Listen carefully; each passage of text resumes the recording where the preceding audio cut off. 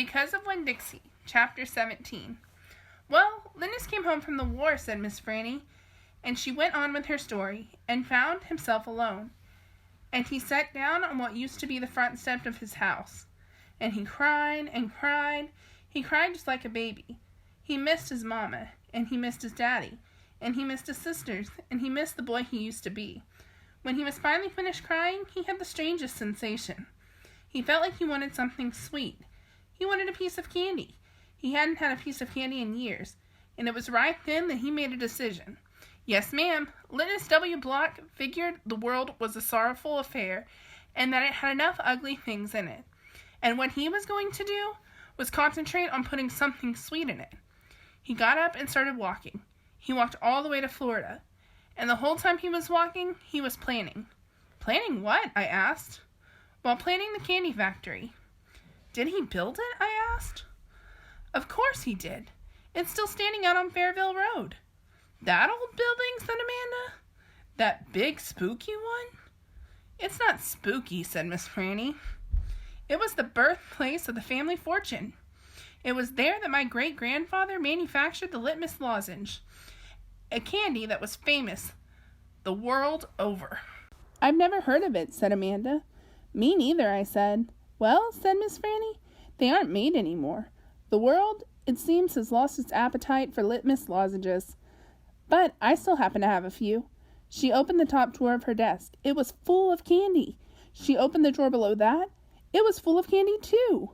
Miss Franny Block's whole desk was full of candy. Would you care for a litmus lozenge? She asked. Amanda and me? Yes, please, said Amanda. Sure, I said. Can Winn-Dixie have one, too? I've never known a dog that cared for hard candy, said Miss Franny, but he's welcome to try one. Miss Franny gave Amanda one litmus lozenge, and me 2. I unwrapped one and held it out to Winn-Dixie. He sat up and sniffed it and wagged his tail and took the candy from between my fingers real gentle. He tried to chew on it, and when that didn't work, he just swallowed the whole thing in one big gulp. Then he wagged his tail at me and laid back down. I ate my litmus lozenge slow. It tasted good. It tasted like root beer and strawberry and something else I didn't have a name for. Something that made me feel kind of sad. I looked over at Amanda. She was sucking on her candy and thinking hard. Do you like it? Miss Franny asked me. Yes, ma'am, I told her. What about you, Amanda? Do you like the litmus lozenge? Yes, ma'am, she said, but it makes me think of things I feel sad about. I wondered what in the world Amanda Wilkinson had to feel sad about. She wasn't new to town. She had a mama and a daddy. I had seen her with them in church. There's a secret ingredient in there, Miss Franny said. I know it, I told her. I can taste it. What is it? Sorrow, Miss Franny said. Not everybody can taste it. Children especially seem to have a hard time knowing that it's there. I taste it, I said. Me too, said Amanda. Well then, Miss Franny said, you probably had your own share of sadness.